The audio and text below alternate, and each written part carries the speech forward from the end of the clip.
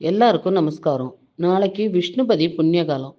ஏற்கனவே நான் ஒரு ஷார்ட்ஸ் உங்களுக்கு போட்டிருக்கேன் விஷ்ணுபதி புண்ணிய காலத்த பத்தி.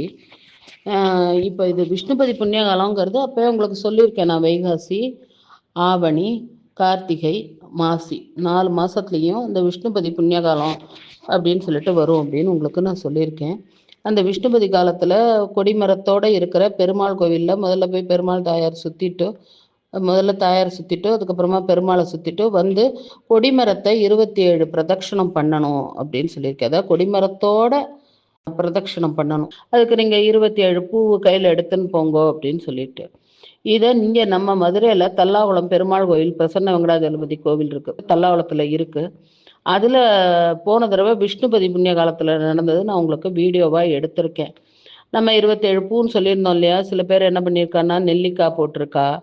அதுக்கப்புறம் நலசம்மங்கி பூவு, அப்புறம் மல்லிகைப்பூவு, அதுக்கப்புறம் ஜெவந்தி பூவு, இப்படி பூ என் கையில் கிடைச்ச பூவெல்லாம் போட்டிருக்கா. சில பேர் 27 காயின் கொண்டு வந்து போட்டிருக்கா, கல்கண்டு போட்டிருக்கா, திராட்சை பழம் போட்டிருக்கா, இப்படி எல்லாமே போட்டிருக்கா. நெல்லிக்காய் போட்டிருக்கா, பச்சை பயறு சில பேர் கொண்டுன்னு வந்து போட்டிருக்கா. அப்படி அது என்னன்னா அவங்க அவ வீட்டிலேருந்தே மொத்தமாக 27 எண்ணிக்கை எண்ணிட்டு வந்துடணும். ஏன்னா அங்கே எண்ணிக்கை எண்ணினா நம்ம பிரார்த்தனையை சொல்ல முடியாமல் போயிடும்.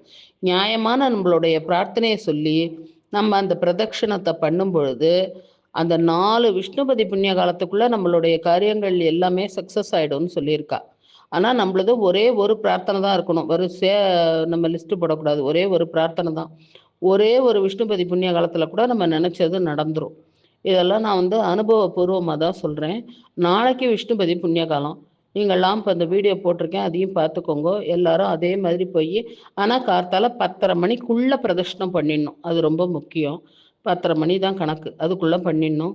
பண்ணிவிட்டு அதுக்கப்புறம் ஏதோ நம்மளால் முடிஞ்ச தான தர்மங்கள் பண்ணலாம். எது வேணாலும் கொடுக்கலாம். ஒரு சுண்டல் பண்ணின்னு போய் கொடுக்கலாம். இல்லை ஏதோ ஒரு வாழைப்பழம் கொடுக்கலாம். நம்மளால் தோணுனதை நம்ம கொடுக்கலாம். அது நம்மளுடைய விருப்பம். பெருமாளுக்கு ஏதாவது பிரசாதம் எடுத்துன்னு போகணும் கையில். போய் அது பெருமாளுக்கும் அந்த பிரசாதத்தை கொடுத்துட்டு அவருக்கு ஏதோ ஒரு பூ வாங்கின்னு போய் சாத்திட்டு நம்மளுடைய நியாயமான கோரிக்கைகளை சுற்றும்போது பெருமாளுடைய ஸ்லோகமோ அல்லது நம்மளுடைய கோரிக்கையோ ஏதோ ஒன்று சொல்லி பிரதட்சணம் பண்ணலாம். அதுக்கு தான் நம்ம 27 எடுத்துன்னு போகிறோம். எல்லாரும் அதை பார்த்துட்டு நீங்கள் அதே மாதிரி செய்யுங்க. உங்களுக்கு கல்யாணமாக இருக்கலாம், இல்லை ஒரு வேலைக்காக இருக்கலாம், குழந்தைக்காக இருக்கலாம். என்ன வரமோ அந்த வரத்தை வேண்டிட்டு நீங்கள் போய் பண்ணலைன்னா நீங்கள் கேட்ட வரம் கிடைக்கும். நமஸ்காரம்.